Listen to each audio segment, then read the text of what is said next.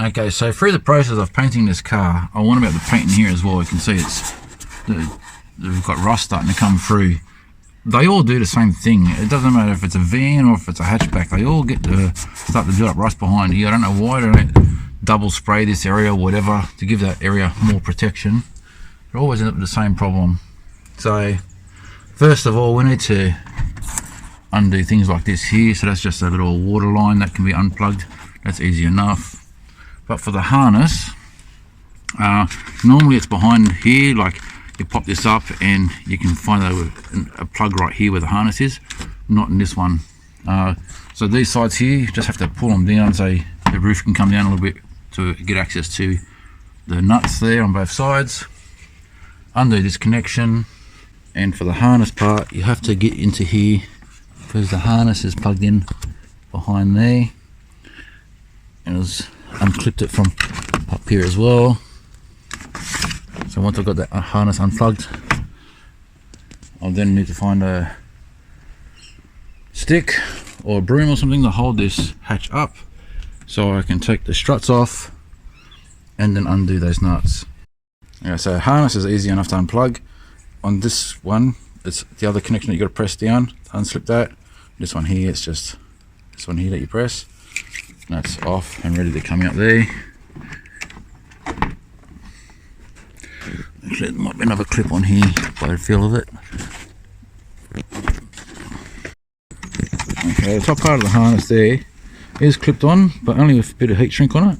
So what I've done is just pulled the heat shrink part off the clip that's up there, and if it hangs too loose, when I put it back up, I'll cable tie it, and if not, then I'll just leave it as it is. But when I put it back in, I'll decide that if it's like this, gonna make a noise, I'll cable tie it off. Probably will cable tie it off anyway, but just saying, you might be able to get away with it, that's all. Okay, so the two bottom 10s come off easy enough. Top one there is 12. I just don't want them dangling. Like, you don't have to take it off if you're doing just a hatch swap, but I want to take these off, and it's a bit tough, so I'm just working at it. Don't try and turn it all off in one hit, because when it gets hot it could snap, and then it's just a bigger problem. So right now, just take your time with it, and yeah, it'll come off.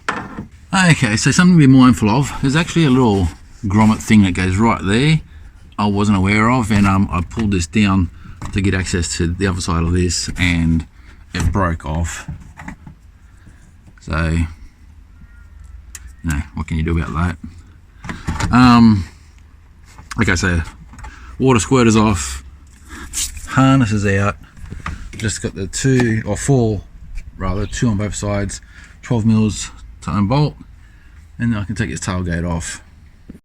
And I do apologise if I'm confusing you when I say tailgate. I mean hatch. I'm just used to working with tailgates.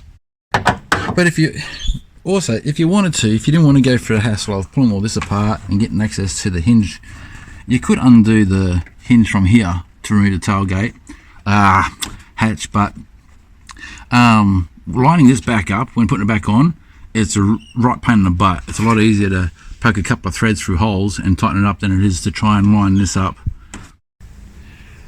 Okay, so this part here, I have nobody to help me, so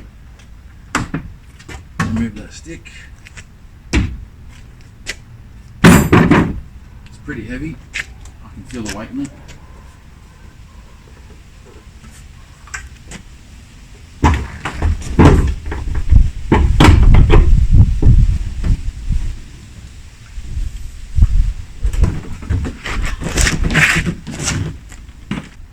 And that, as I say, is that.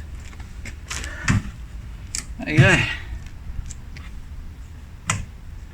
Well, that's the hatch removed. So next time, guys, cheers.